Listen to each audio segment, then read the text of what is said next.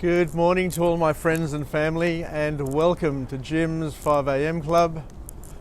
And this morning I come to you from my perch, my vantage point here above the Quay restaurant, where we have a 360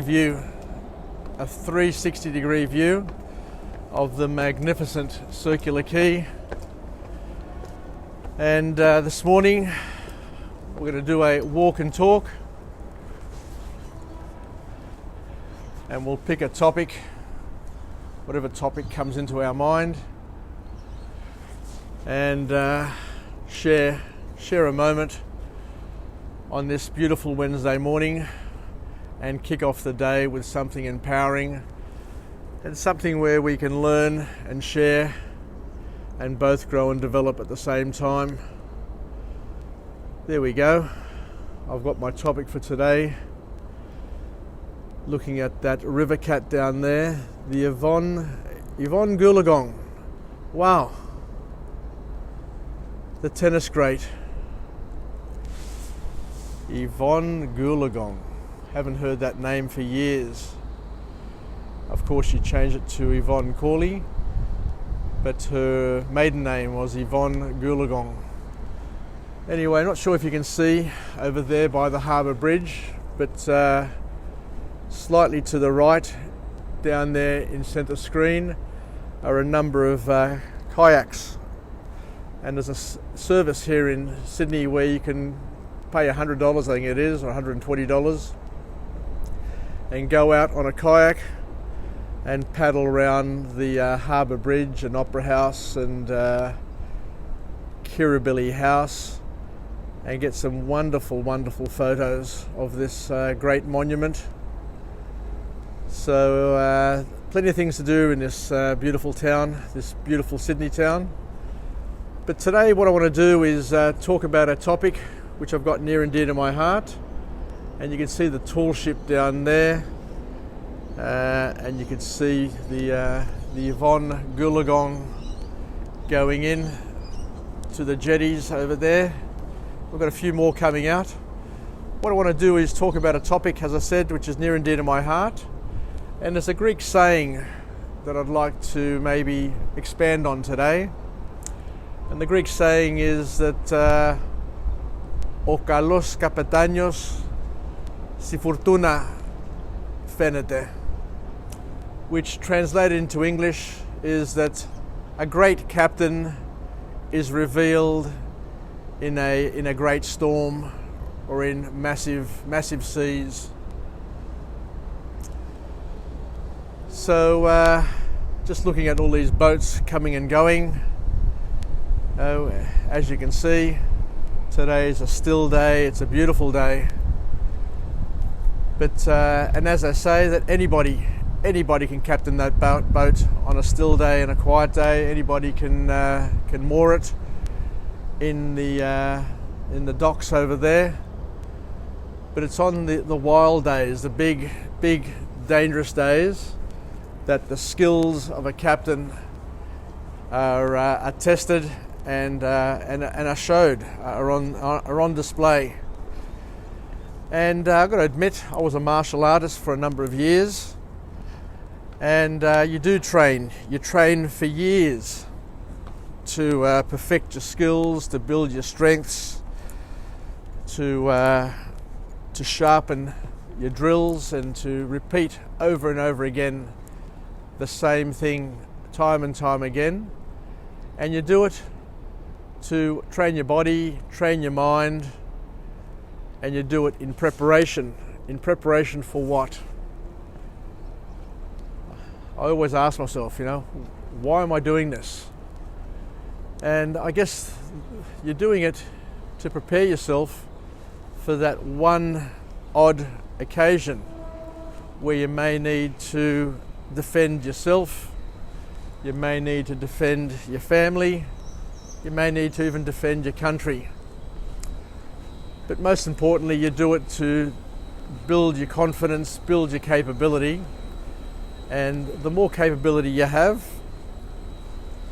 then the less likely you are, is my take, the less likely you are to need it, because you've got that skill, and then you don't feel as threatened by things around you. And I guess that serenity also makes you less likely to be a target of bullying, a target of attack. So all of us need to do some pre-work in our lives to prepare us. And I think it's a natural thing in life.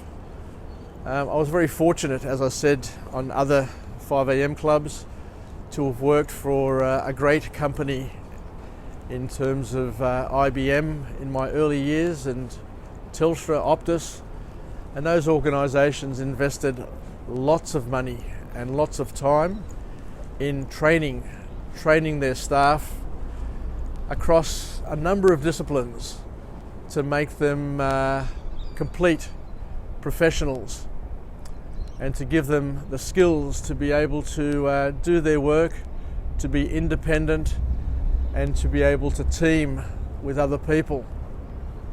And similarly, my call out to all young people, young professionals, young executives, is to continue to learn and develop.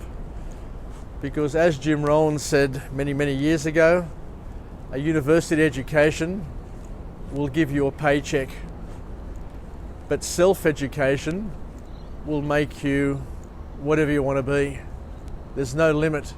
There's no limit to what you can do once you live a life of self-education, and you just continue to grow and develop, learn a new thing every day, and apply that knowledge throughout your life. So there's a big message there to everybody to continue to grow and develop, continue education well into your adult years, because what keeps us young?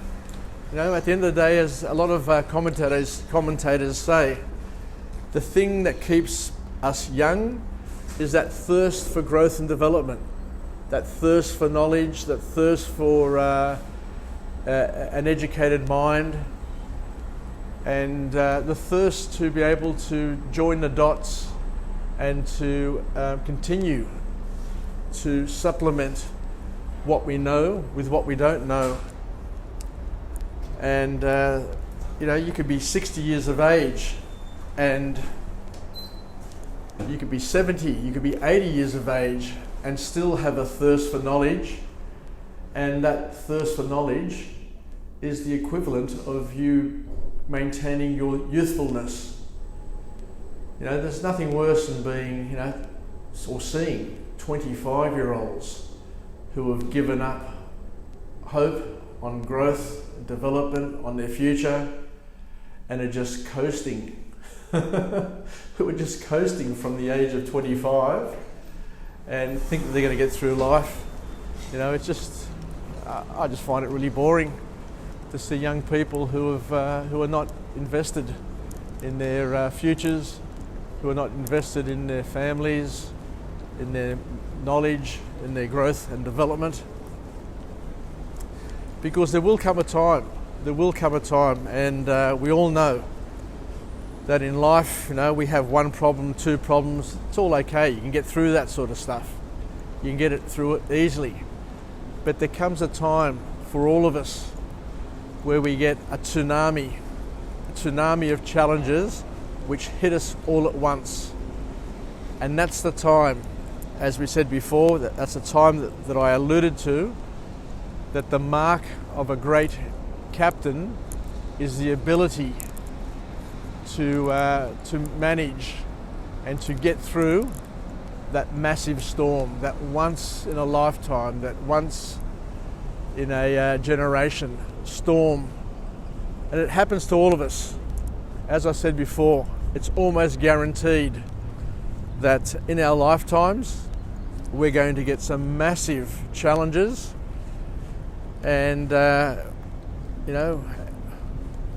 indicated before, we can get through one challenge or two challenges pretty easily if we've got time and support. but sometimes we get smashed with 3 or 4 challenges all together, which peak and create a tsunami effect, which for most people, they get overwhelmed and they can't quite handle. So like the great seafarers, like the great masters, you need to spend a lot of time in your life preparing, training for that one battle, that hopefully will not overwhelm us and will not destroy us. So there's a big lesson there for young people, that the reason why we do what we do, the reason why we're diligent, the reason why we're planned and organised, is so that we can manage that massive storm. And that massive storm will come in your life. I guarantee it. It will come. Don't think it won't come. And you'll have that storm, you'll look around, and everybody, and I mean everybody, will have gone missing in action, and you'll be on your own. So you'll be left to your own devices to get through it, and it's only through your preparation, through your mindset, that you'll be able to get through it.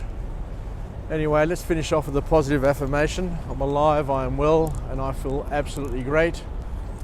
To my friends and family, stay connected, stay relevant, and most importantly, like a great captain, like a great seafarer, know that, like Ulysses, that your life is going to have some massive challenges. You're going to be tested, and it's through your training, your constant training, that you're going to be in a position to get through those challenges and look back at that tsunami and say, thank God I got through it. I never knew that I had it in me, but if it wasn't for all of that preparation and that